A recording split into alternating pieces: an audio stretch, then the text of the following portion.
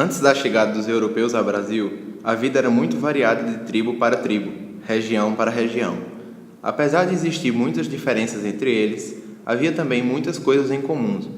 Os indígenas não eram apenas caçadores e coletores.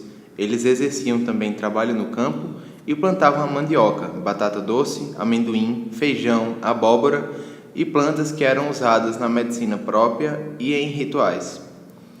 Há milhares de anos, como nativo da terra, o índio atento observador da natureza conseguiu catalogar, através de seus pajés, drogas que formaram a sua grande farmacopeia. Aliadas a rituais, essas drogas eram a sabedoria das selvas. Faziam com que os pajés fossem figuras de respeito em toda a tribo, sendo os guardiões das receitas mágicas e seus feitiços. A maioria dos índios da América considerava que o Criador fez o homem através da música. Esta era o canal de comunicação com os espíritos que traziam saúde e as outras sabedorias transmitidas ao pajé, que tinha o poder de receber as mensagens e passá-las para a tribo, através de cantos. Cabia ao ente espiritual determinar qual erva iria salvar o enfermo. Tudo isso ao longo de rituais intermináveis. A flauta, o maracá, tambores e cachimbos eram objetos de adoração do povo das selvas, que acompanhavam os índios em vários rituais, incluindo de cura.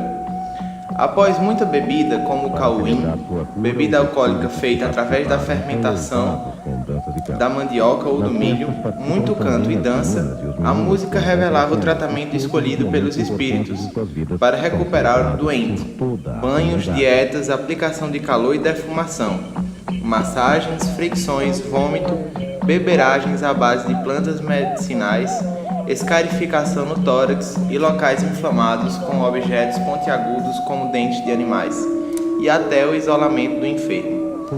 Os índios acreditavam que os pajés tinham tanto o poder da cura como de provocá-las.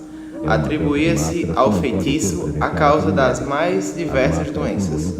A morte de um índio era vista como maldade de algum feiticeiro inimigo, que passaria a ser alvo de vingança. Caso o pajé não conseguisse tratar o doente, e se o mal se espalhasse para outros membros da tribo, todo o grupo deveria procurar outra terra sem males.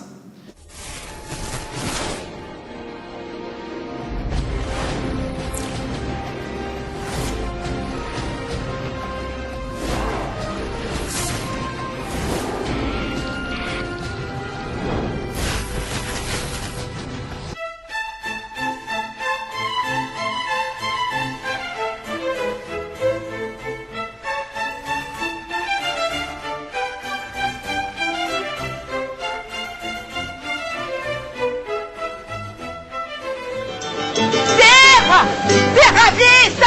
Terra à vista! Soromia, está vendo aquilo no horizonte? Estou. Que coisa esquisita. Vamos avisar, tribo.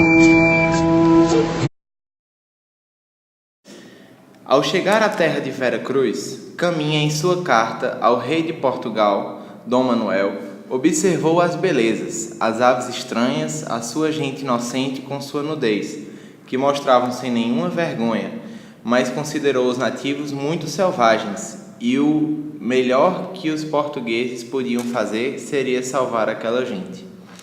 Estabelecidos em Portugal, coube aos jesuítas a tarefa missionária e educacional em seus domínios ultramarinos, e sua ação na área da saúde integrou esses ideais, atuando no tratamento de doenças e epidemias, fundando hospitais, estudando as plantas curativas da região e mantendo eficientes boticas e enfermarias no Brasil. Alguns jesuítas vieram de Portugal já formados nas áreas médicas, mas a maioria acabou por atuar informalmente como físico, sangradores e até cirurgiões, como José de Anchieta e João Gonçalves. A nova colônia americana assistiu à chegada impiedosa de inúmeras moléstias trazidas pelos portugueses e ainda pelos escravos vindos da África, precariamente atochados nos tumbeiros desde finais do século XVI.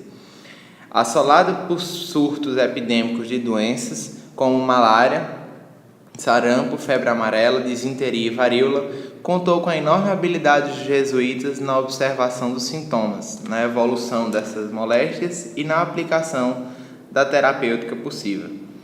Em 1574, o provincial Inácio de Loyola determinou que em todas as aldeias fossem criadas enfermarias e casas isoladas que funcionassem como hospitais. O trabalho era intenso. Além de epidemias e outras doenças, cuidavam também de índios feridos pelas guerras. De parturientes, drenavam pântanos para melhorarem as condições do aldeamento e reforçavam a alimentação dos doentes. Vale salientar que duas grandes epidemias tomaram conta do Brasil colônia, varíola e sarampo, dizimando milhares de índios e escravos. Os tratamentos, feitos por Padre José de Anchieta, eram por sangria e extirpação das partes do corpo já corrompidas pela doença. Os jesuítas viam-se como médicos espirituais e corporais, expressando assim uma inequívoca correlação entre a cura dos corpos e a perspectiva da conversão à fé cristã. A cura trazida pelo jesuíta, intermediada pelo batismo, era a legítima proporcionada em última instância pelo Deus cristão. A efervescência dos costumes ameríndios no discurso dos padres da companhia poderia ser punida com o castigo divino por doença e morte.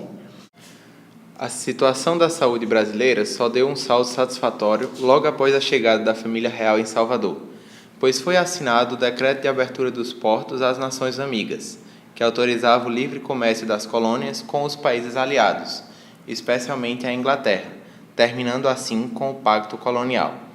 A ação realizadora determinou mudanças na administração pública colonial, inclusive na área da saúde.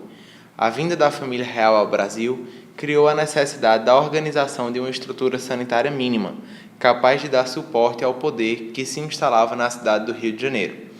Em 1808, Dom João VI fundou na Bahia o Colégio Médico Cirúrgico, no Real Hospital Militar da cidade de Salvador. No mês de novembro do mesmo ano, foi criada a Escola de Cirurgia do Rio de Janeiro, anexa ao Real Hospital Militar, finalizando assim o período do Brasil colônia.